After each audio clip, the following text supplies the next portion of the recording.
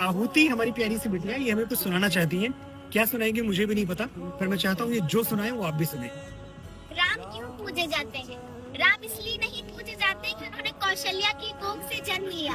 राम इसलिए पूजे जाते हैं क्योंकि उन्होंने वनवास करने वाली कैकई को भी कौशल्या जितना आदर दिया। राम इसलिए नहीं पूजे जाते कि जानकी जैसी देवी से विवाह रचाया।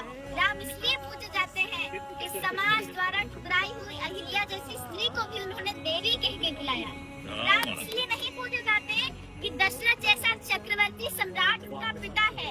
राम इसलिए पूजे जाते हैं कि जिसे पुत्र की तरह वो अपने हाथों से मुखाग्नि देते हैं, वो एक बूढ़े पक्षी जटायु की चिता है। राम इसलिए नहीं पूजे जाते कि उन्होंने सोने की लंका जीत ली।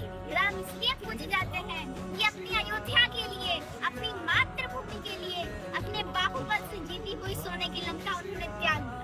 राम इसलिए नहीं पूजे जाते कि उन्होंने रावण की नाभि में तीर भेज दिया।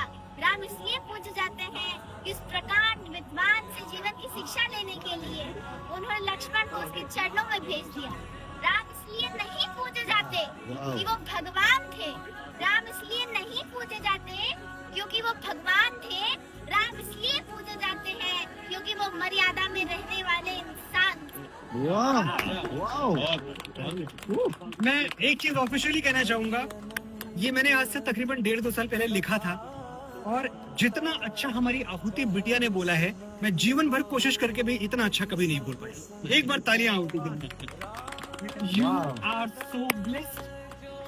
राम इसलिए पूजे जाते हैं, बिल्कुल ठीक है जो तुमने बोला, लेकिन इस देश में बेटियों की पूजा भी इसलिए की जाती है क्योंकि तुम्हारी जैसी बेटियां हैं इस देश में।